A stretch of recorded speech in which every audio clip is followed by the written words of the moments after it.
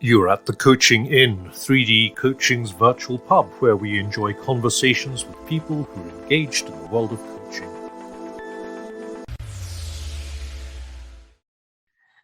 Welcome to the Coaching Inn. I'm Claire Pedrick, and today it's a delight to have Verity Symcox as our guest. Verity and I met in Prague at the ICF Global Conference 3 years ago. Yeah, 2019, pre-pandemic. Yeah, indeed. The last time I went on a plane, I think, actually. Wow. So, welcome. Verity, Hi. tell us about your coaching journey, and then tell us about this interesting intersection between coaching and mental health. Well, so my coaching journey, I think I've probably always been a coach, if I'm honest. I think I'd go back to what was I like at school? I was the one asking questions all the time. So I think I've always been a coach. I think it just took me a while to actually carve it out as a career. But yes, I kind of began in the world of psychometrics like 10 years ago, and just dabbled a bit. And then I actually had very early on in my coaching career, I had a experience where mental health had affected one of the teams that I was going in to work with this particular psychometric tool. And that really shaped my journey. And I came back from that really more interested in mental health. I think it's fair to say that that's always been part of my, who I am and what I'm interested in. So then I decided to go and do a part-time counselling qualification along with everything else. So I'm not a counsellor, but I am a coach. I have a master's from Henley, but I definitely have a therapeutic background and underpinning to what I do. So I'm really interested in what difference did the counselling underpinning make to the coaching? I've been asked that question a lot, and that is really hard to answer because it's almost backwards to the coach training. So kind of day one of therapy school for me was learning about my assumptions, learning about myself, learning about my non-verbal communication, how I sit, and learning about listening. So actually not saying anything, just listening and reflecting. So there was no tools, there was no theory, there was no method in those first probably few weeks. It was very much getting you used to just sitting in space with somebody else and responding and thinking about what's going on for you, and like learning to quieten that so that you can be present. Whereas kind of day one in coaching was tools, it was let's have a grow model. At Henley. Yeah, at Henley. Yes. And it was very much tools, and it was fantastic, but the shift was very different. And it was only after a few weeks that we started getting into thinking much more about ourselves. And it might have changed. I started in 2016, which is a long time ago now, and coaching has grown massively since then. But it was tools focused. So it was a real shift. Wow. And I remember in my first essay, so we had to do a series of essays, and I remember saying how strange it was not to kind of gone through that process of thinking about how I sit on a chair and thinking about how I show up physically. And actually it was more about what questions, responding, listening, those sorts of practical elements, I suppose. That's so interesting, because we talk a lot in our training about how you sit. Do you? Yeah. Oh, that's fantastic. So that's in counselling, there's an acronym which is SOLAR-B, and you'll ask me to tell you what that is in a minute. I'll completely forget. I will. There you go. See, so it's sitting upright and it's open posture. So and no crossed legs, no crossed arms, no tables or desks. And obviously this is in therapy. The solar, SOL. So L is leaning back slightly on your chair to give that more of that inviting posture. Solar, I have got to spell it out. E, can't remember. This is terrible, isn't it? R. So that was relaxed. So you kind of went through a little exercise of just relaxing the tension out of your hands, out of your shoulders. And then the B was breathing. Don't forget to breathe and pace yourself so that you're not, as our voices naturally go faster and slower, we're not rushing in for questions. Yeah. So I'm interested now, Claire, so I'm going to ask you. So how am I meant to sit as a coach? Well, I think there are lots of ways of sitting as a coach, but I think you need to think about it because our position and our pace and our tone all have an impact on the quality of the conversation. Yeah. And we talk a lot to people about working online. Yeah. And one of the issues is that when we're coaching online, we're coaching people who've probably been sitting on the same chair in the same rectangle for 2.5 years now.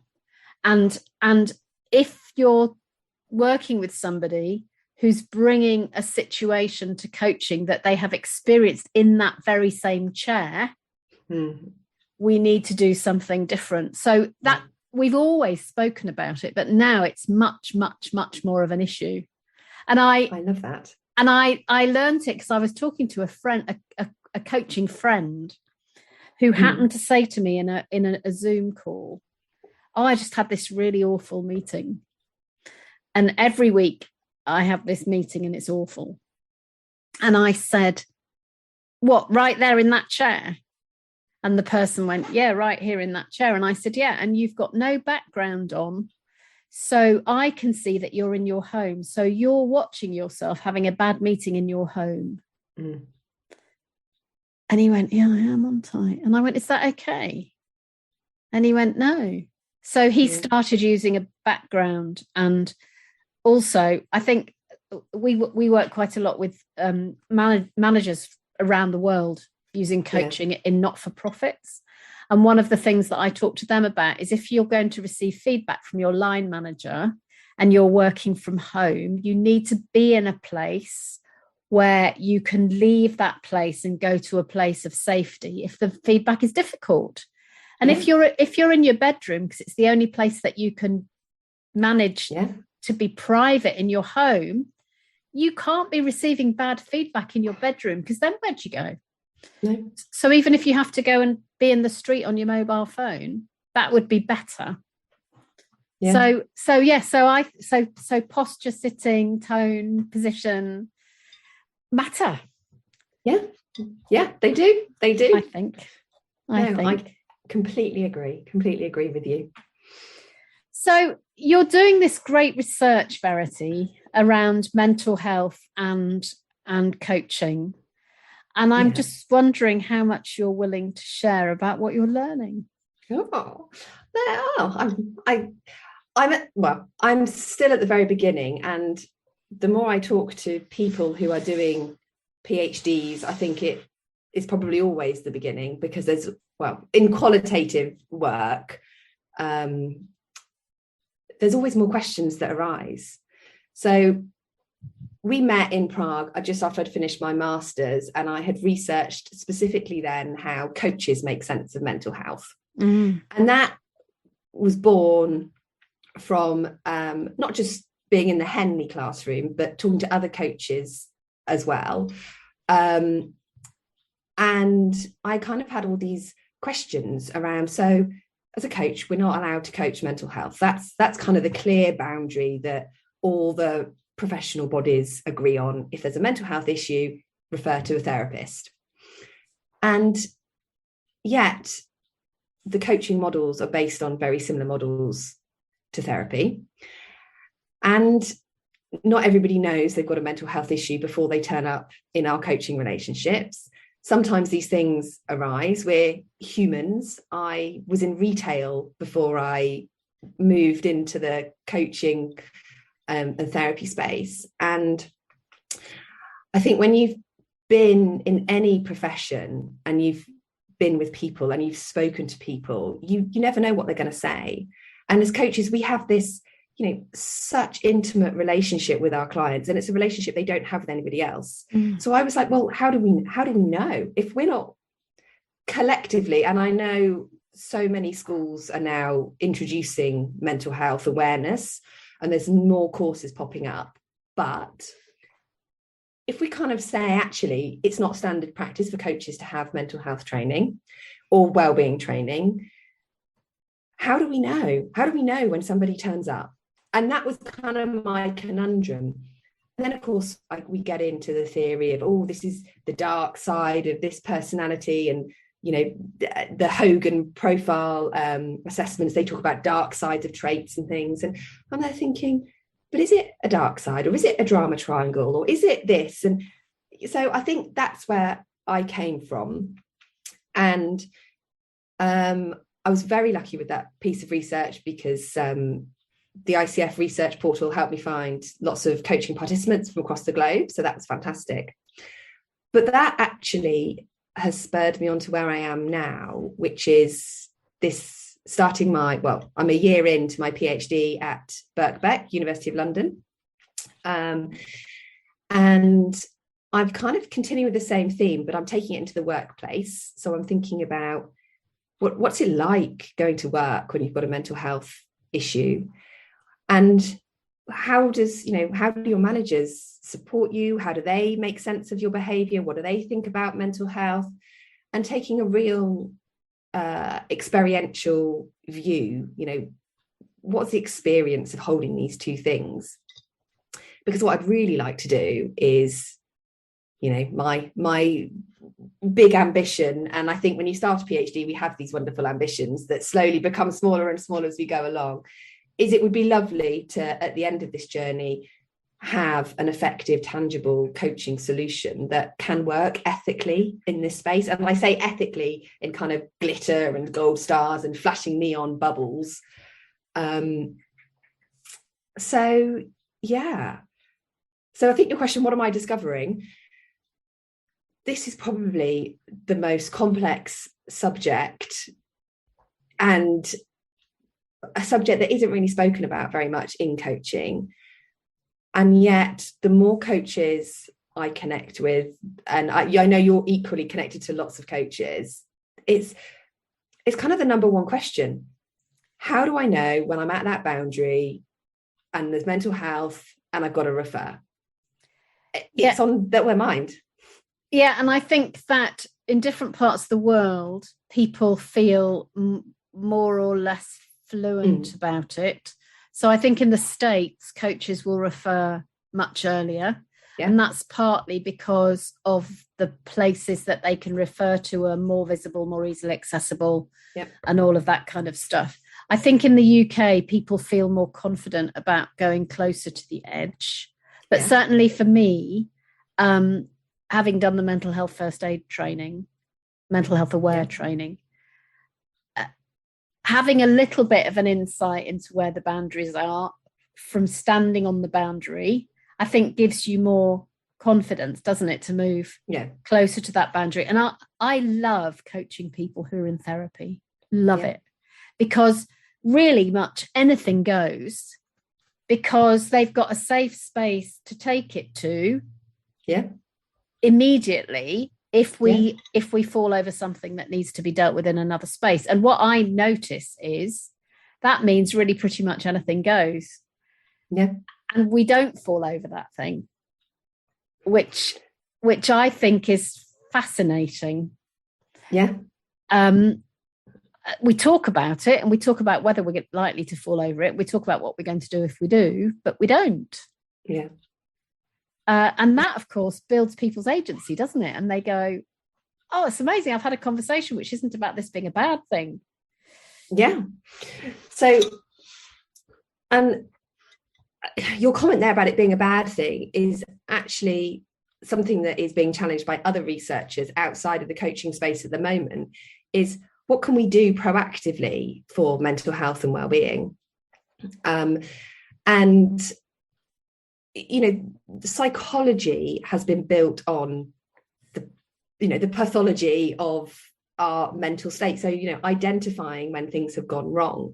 And, it's not really until the world of positive psychology came along that we actually started thinking differently. When I say we, collectively, people started thinking differently about all these different things. So this idea that mental illness is always diagnosable, there's always something wrong with you, it's a hugely negative thing, is wrong. And actually what we've got now is so many more complex models around well-being and thriving and struggling and flourishing, that actually for a coach it does make it really quite difficult to know what what is there.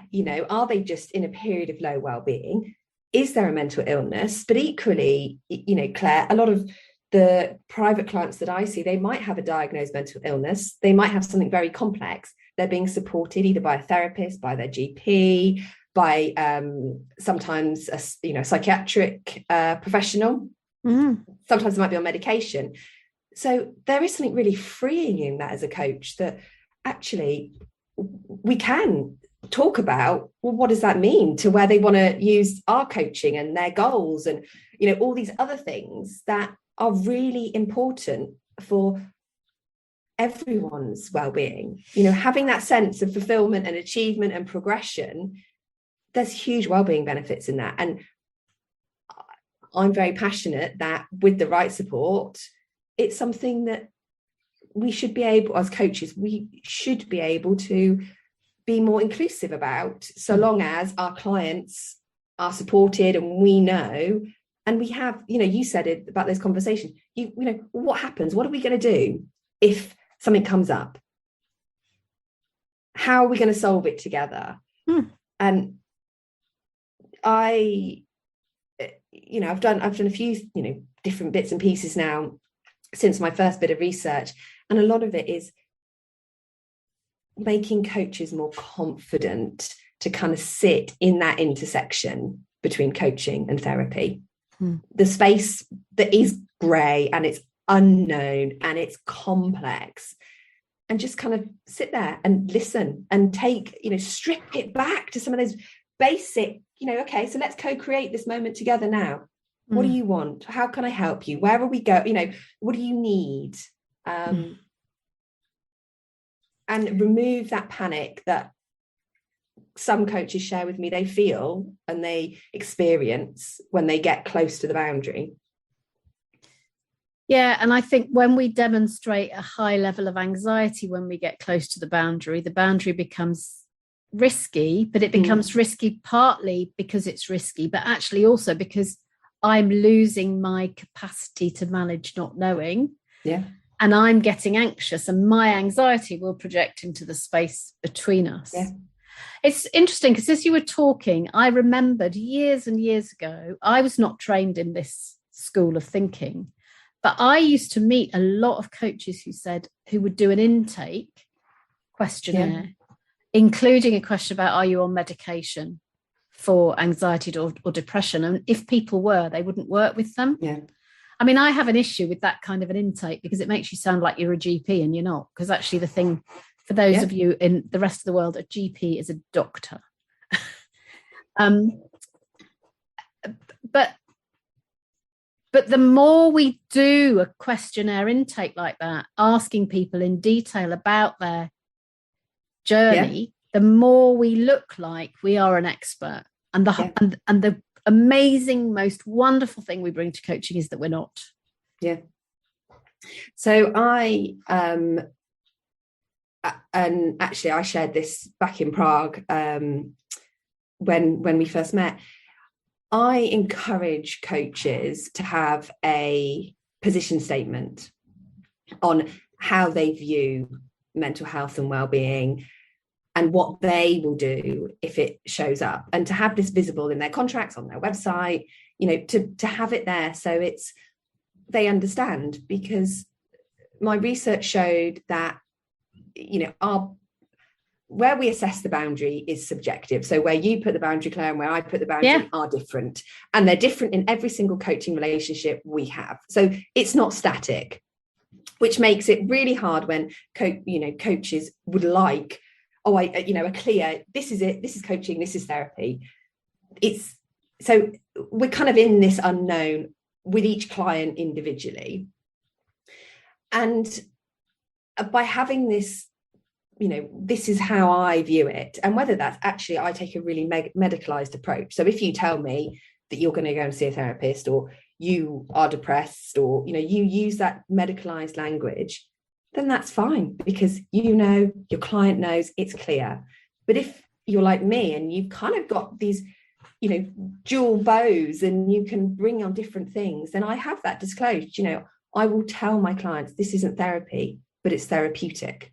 And we might look at the past, and I might bring in some of my therapy training, but that's co-created. We've defined that. You've given me permission to go there.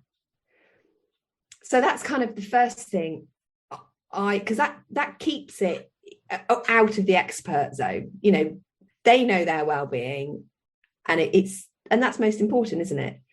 I think the other thing when it comes to contracting is getting coaches to have their safety net. So the ICF have, and they've obviously updated their all their ethics and competencies and capabilities recently, but they actually have in there having a referral network.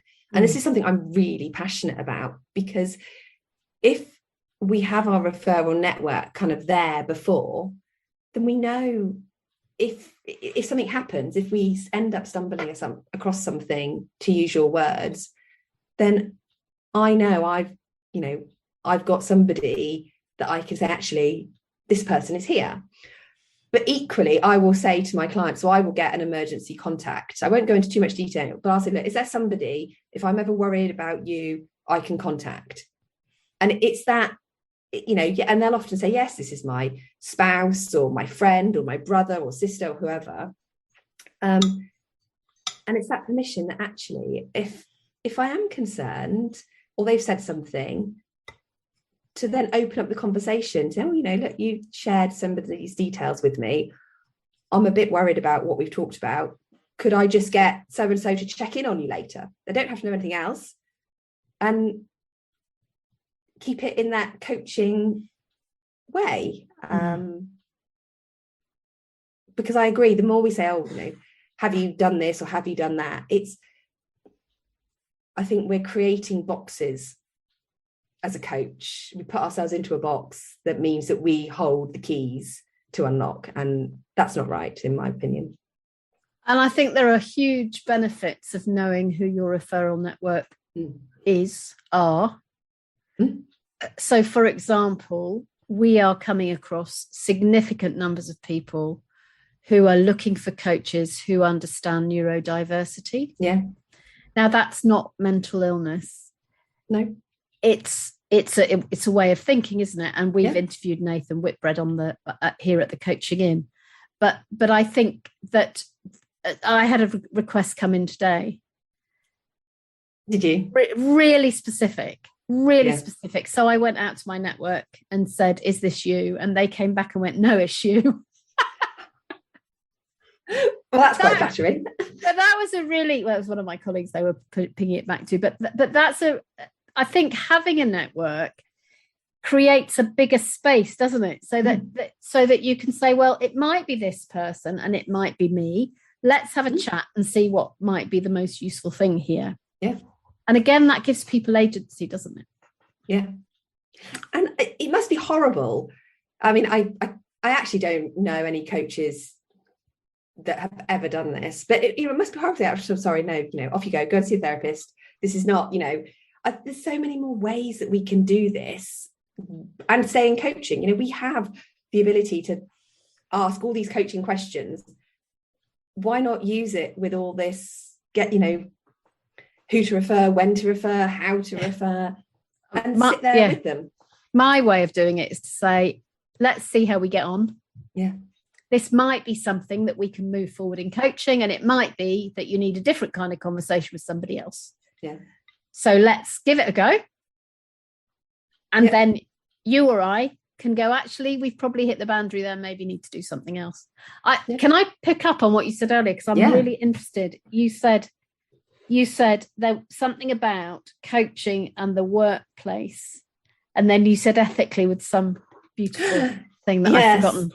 Oh yeah, so this is where I get very fascinated. So at the moment, as the way things stand, it's not unethical to coach in this space, but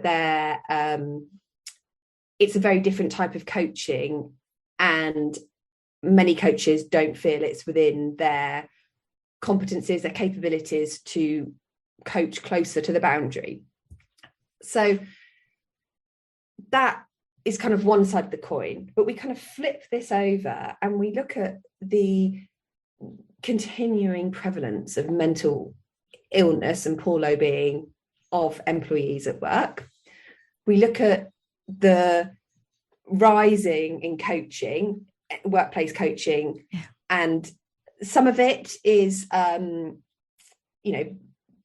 very, specific to career development, leadership development, but others is general workplace life coaching. And what I would love is to have a coaching tool that can help somebody that may have a diagnosed mental illness. They may just be in very poor well-being. They may just be experiencing poor mental health at this moment in time. We can feel depressed and experiencing depression without actually going off to the doctors and getting it diagnosed and treated that way. That actually supports people to remain in work, to remain productive, to keep up with what they, all their other obligations beyond work, and actually helps them to, when I say recovery journey, it's not a place of, I'd never have that problem again or never experience that challenge or issue, but actually work in a way so that they're thinking about their well-being, they're thinking about what it means to their well-being and how that affects everything they do, and they've got a coach that works with them. So it's not necessarily a therapist to look at why this has happened or where this has come from, but it's a coach to say, okay, so I understand. I mentioned depression, but I understand what depression looks like. I know a little bit more than somebody else in this space, and actually, how is that showing up for you? And how can we get you from A to B with your depression in mind, or with that? So that's kind of my utopia, I suppose, when I say ethically. And the reason I put ethically on that is because I think there are lots of coaches already out there doing it, and I am all for mental health training and awareness training, but there's a difference between noticing the symptoms and the signs and referring to actually noticing the symptoms and signs and working with them within the coaching space. And that requires some research, some thought, some effort. And as I'm kind of talking, I always have this slide. I use it all the time. It's Kavanagh and Buckley, to quote the reference, and the ICF use it in their documents. And it talks about this coaching space and the therapy space. In the middle, they have these challenging clients, which I hate is the term. But that's the term they use for challenging clients to help identify when they might need to go to therapy. But actually, there's something in that challenge. And it took me a long time to understand that, while challenging clients can mean lots of different things, in the space of mental health, having a challenge, it is challenging to coach somebody if they're experiencing poor mental health. That's why they need to be referred. If they're just maybe, boosting well-being from not such a deficit place in their well-being or in their mental health, you're going to see results that you're not going to see in somebody else. And I think that's why when I say ethically, it's helping coaches navigate that space so that they understand, yes, this is well-being, and this is, we're improving their mental well-being by doing this, but actually if it's not working, well, maybe we need to do something else. There's also something for me ethically which came up when you were saying it, Verity, which is about people can't untell us something they've told us. No. And the trusted space that happens with an external coach is different from the trusted space that happens with an internal coach. And, that the need, I think there's a huge need to do some much deeping. That wasn't a deeper digging. We can dig deeper. I'm not the one who's had COVID. Some deeper digging around how do you manage that ethically, and what does the distance need to be between the internal coach and the person who's being coached for it to feel that it's a safe thing to disclose. And that's, sorry, go on. That's a challenge that is echoed not just in coaching, in workplaces. There's and actually not just with mental health. You get into hidden disabilities, and we've talked already about neurodivergent. There is, as soon as there's stigma, it does make disclosure very difficult. And we also know about, obviously, psychological safety.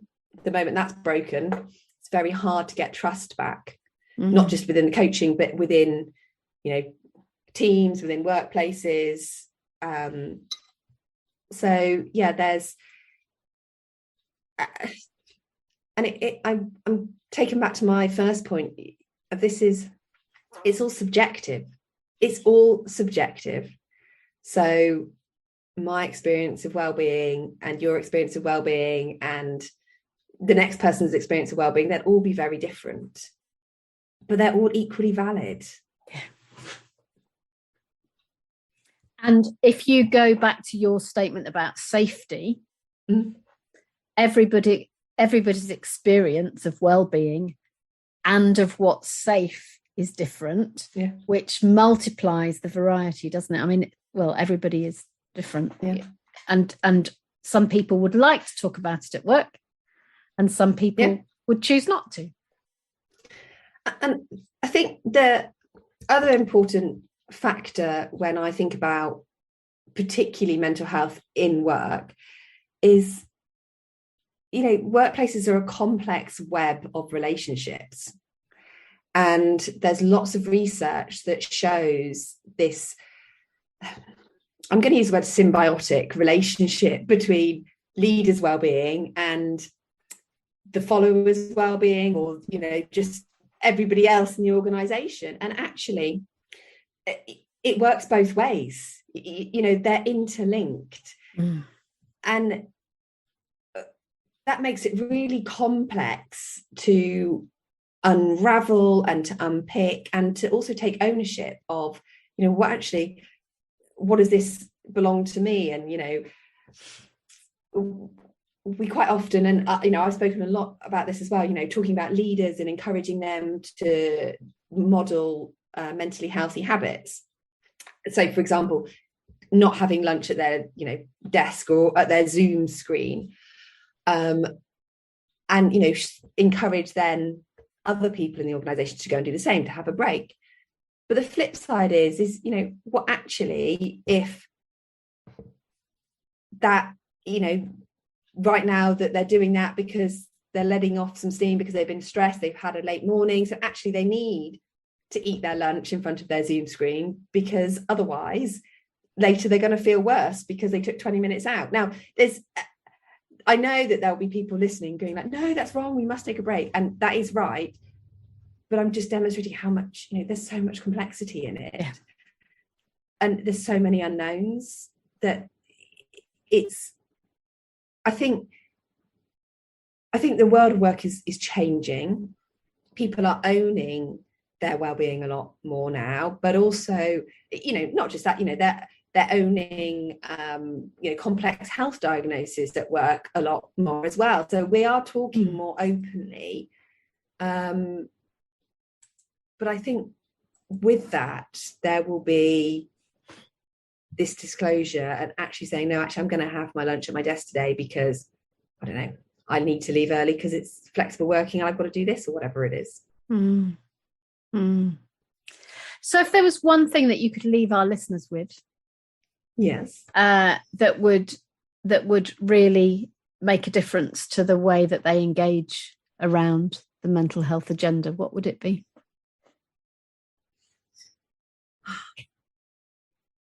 Don't be frightened to listen. Thinking of you and your simplifying coaching, I would definitely say listening, and we have those skills as coaches, sitting there with somebody while they're sharing how they're feeling does not make you responsible for it. We don't have to do anything about it. And you don't have to unzip it. We can just listen. We can just say, it's okay, tell me. Yeah. And I will follow that up with a part B, which is, if you're encountering this more and more, then do some training, go and upskill. Yeah, absolutely. And the mental health aware training is brilliant, isn't it? Yeah, it's a really good generic understanding of how things might show up and thinking about signposting. Yeah. And for those of you outside the UK, it's probably worth having a look at Mental Health Aware UK. Is that what they're called? Mental Health First Aid UK, they're called, aren't they? And just see what some of the things they're writing, because I think they've done more to normalise mental health in the workplace than anyone else. Yeah, they have. And they actually started in Australia. So it's a huge international setup now. Yeah, brilliant. So Verity, thank you for joining me at the Coaching In. If people would like to contact you to talk more about this, how do they do that? So LinkedIn is probably the best place to find me, because you can send me a message if you want to know more. That's fine. So that's just LinkedIn and Verity Symcox. There aren't many Verity Symcoxes on there. We'll pop that in the show notes. Thank you. Fantastic. And that's about it, really. Great. Well, thank you so much for coming. Thank you for having me. It feels like a long time. It's lovely to talk to you and see you again. Indeed. I'm seeing some people this week face to face, and you joined in my little joke on Twitter, which we'll all find out. They're going to find out how short I am. I already know how short you are, but it is after all this time on Zoom. Yeah, it's I've been shocked at people's heights. Yeah. There's a thing which takes us back to where we started about how you sit. Anyway, thank you, Verity. It's been a pleasure to have you here at the pub. Thank you. And goodbye, everybody. Bye-bye. Bye. If you've enjoyed what you've heard today, we'd love you to share the podcast with a friend or leave a comment on social media. And if you'd like to become a regular at the Coaching In, you can subscribe on Podbean and all major podcast channels. We look forward to welcoming you next time. You've been listening to The Coaching In, 3D Coaching's virtual pub. For more information, check out 3dcoaching.com.